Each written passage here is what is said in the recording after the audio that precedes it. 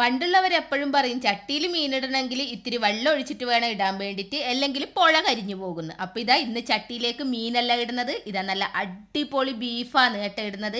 അച്ഛൻ കടയിൽ നിന്ന് വാങ്ങിക്കൊണ്ടുവന്നപ്പോൾ തന്നെ ബീഫെല്ലാം ഇതാ നല്ല വലിയ കഷ്ണങ്ങളാക്കിയിട്ടാണ് കേട്ടോ വാങ്ങിക്കൊണ്ടുവന്നിട്ടുള്ളത്. അപ്പം തന്നെ നിങ്ങൾക്ക് എല്ലാവർക്കും മനസ്സിലായിട്ടുണ്ടാവും അല്ലേ ഈ ബീഫ് വെച്ച് എന്താ ചെയ്യാൻ പോകുന്നതെന്ന്. അതെ, നല്ല ഒരു അടിപൊളി ബീഫ് ബിരിയാണിയാണ് കേട്ടോ ഇന്ന് വെക്കാൻ വേണ്ടി പോകുന്നത്. അപ്പൊ നികി, ശരിക്കും ഇത് സൺഡേ സ്പെഷ്യലോ അതോ മൺഡേ സ്പെഷ്യലോ? ഞങ്ങൾക്ക് ഇത് സൺഡേ സ്പെഷ്യൽ ആയിരുന്നു, പക്ഷെ നിങ്ങൾക്ക് ഇത് മൺഡേ സ്പെഷ്യൽ. അതെ, അപ്പൊ അതേ നമ്മുടെ ഇഞ്ചി പച്ചമുളകാണ്ട് ചതച്ചെടുക്കുക.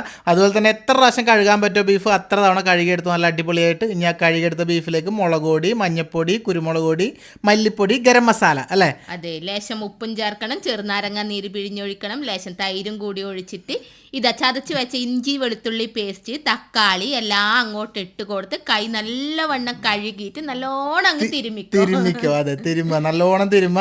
അപ്പൊ തിരുമ്മി കഴിഞ്ഞിട്ട് ഇതൊക്കെ എടുത്തിട്ട് അങ്ങനെ ഫ്രിഡ്ജിലോട്ട് ചെയ്യാൻ വേണ്ടി ഫ്രിഡ്ജിലേക്ക് വെക്കണം. അപ്പോഴേക്ക് അച്ഛനത് ഇവിടെ സവാള അരിയാൻ വേണ്ടി തുടങ്ങിയിട്ടുണ്ട്. സവാള നല്ല കുനുകുനുകുനുകുനാന്നിങ്ങനെ അരിഞ്ഞെടുക്കണം. നമുക്കിനി സവാള വാട്ടിയെടുക്കണം. അപ്പം അതിന് മുമ്പായിട്ട് നമുക്ക് കുറച്ച് നെയ്യതാ നമ്മുടെ പാനിലേക്ക് അങ്ങോട്ട് ഒഴിച്ചെടുക്കുക.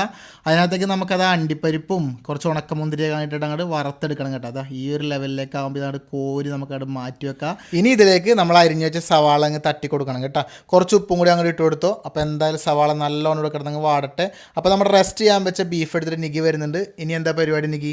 ഇനി എന്ത് പരിപാടി? ബീഫ് അങ്ങോട്ട് വേവിച്ചെടുക്കണം. ഒരു 8-10 ചൂള കേട്ടോട്ടെ കേട്ടാ.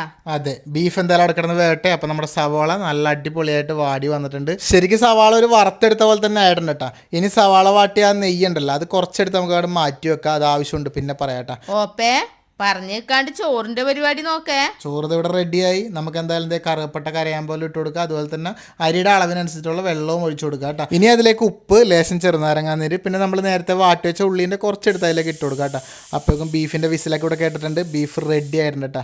ബീഫ് നമുക്കൊരു സൈഡിലോട്ട് അങ്ങോട്ട് മാറ്റി വെക്കാം. ഇവിടെ അരി ഇടേണ്ട സമയമായി. വെള്ളം തിളച്ചിട്ടുണ്ട്. അരി നല്ലോണം കഴുകി വൃത്തിയാക്കി വെച്ച് അരി അങ്ങ് ഇട്ട് കൊടുത്തിട്ടുണ്ട് കേട്ടോ. അരി എന്തായാലും അവിടെ കിടന്ന് വേകട്ടെ. അപ്പോഴേക്കും നമുക്കൊന്ന് ബീഫ് തുറന്ന് നോക്കിയാലോ? പിന്നെ തുറന്ന് നോക്കണ്ടേ?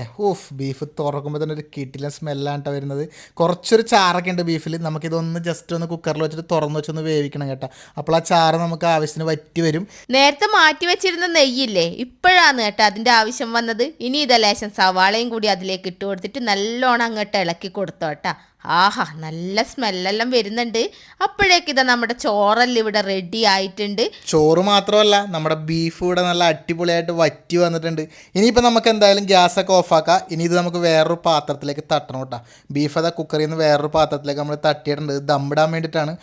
ഇത് തട്ടുമ്പോൾ ഇവിടെ നിൽക്കാൻ പറ്റുന്നില്ല. അൺസൈക്കബിൾ സ്മെല്ലാണ് കേട്ടോ. നല്ലൊരു കിട്ടില്ല സ്മെല്ല് തന്നെ വരുന്നുണ്ട്.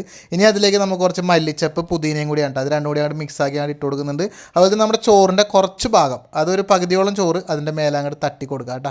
നല്ലൊരു സ്മെല്ലാണ് കേട്ടോ. മല്ലിച്ചപ്പും പുതിനയും ആ ബീഫും ചോറും എല്ലാം കൂടി നല്ലൊരു കിട്ടില്ല സ്മെല്ല് തന്നെയാണ് വരുന്നത്. ശരിക്കും പറഞ്ഞാൽ വായിൽ നിന്ന് വെള്ളം പൊട്ടിപ്പോവും. ഇനി നമ്മുടെ ആ ഉള്ളി അങ്ങോട്ട് അതിൻ്റെ മേലെ തട്ടി കൊടുക്കുക. ബാക്കി വരുന്ന ചോറും കൂടിയാണ് മേലെ അങ്ങ് തട്ടിയിട്ട് കുറച്ച് അലങ്കാരപ്പണികൾക്കൊക്കെ ആയിട്ട് ബാക്കി മല്ലിച്ചപ്പും പുതിനയും കൂടിയാണ് തട്ടി കൊടുക്കുക. ബാക്കി വെച്ചൊരു ഉള്ളി ഉണ്ടല്ലോ അതും കൂടി അതിൻ്റെ മേലെ തട്ടി കൊടുക്കുക. പിന്നെ നമ്മൾ ഫസ്റ്റ് വറുത്ത് വെച്ച നമ്മുടെ കാഷ്യൂനട്ടും അതുപോലെ തന്നെ മുന്തിരിയൊക്കെ ഇല്ലേ, അതൊക്കെ അങ്ങോട്ട് അതിൻ്റെ മേലെ അങ്ങോട്ട് ഇട്ട് കൊടുക്കുക കേട്ടോ. ഇപ്പം എല്ലാം കൂടി കാണാൻ നല്ലൊരു കളറായിട്ടുള്ള നോക്കിയാൽ അടിപൊളി. ഇനി അതങ്ങ് പൊത്തി അങ്ങ് വെക്കാം കേട്ടോ. ഇനി നമുക്ക് നമ്മുടെ ബിരിയാണി ഒന്നിതാ ലോ ഫ്ലെയിമിൽ വെച്ചിട്ട് ഒന്ന് ദമ്മിടണം കേട്ടോ. അപ്പൊ ഇതാ എല്ലാ പരിപാടിയും കഴിഞ്ഞ് ബിരിയാണി ഇവിടെ റെഡി ആയി മക്കളെ. ബിരിയാണി പൊട്ടിക്കുന്ന ആ ഒരു സമയം കൊതി കൊണ്ട് നിൽക്കാൻ പറ്റുന്നില്ല കേട്ടാ.